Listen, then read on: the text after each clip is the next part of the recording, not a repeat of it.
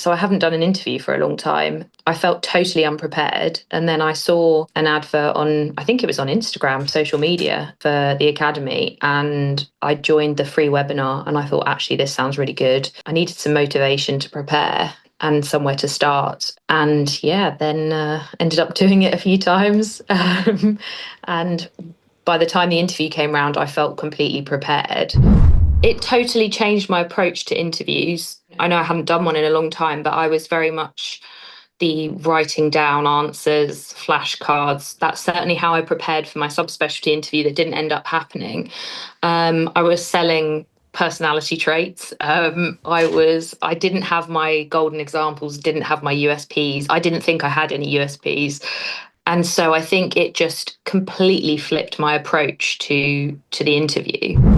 I think initially I was really nervous about posting the videos, but watching other people's and getting feedback on my video answers was definitely the most helpful thing long term, because it made me realise that actually I don't need to write anything down. And I made sure that for each of the daily questions, I did a video recording as if I'd just been asked the question without doing any notes and preparing, so that I could kind of get used to answering interview questions without having time to kind of collect myself. And that's why the pause was so important.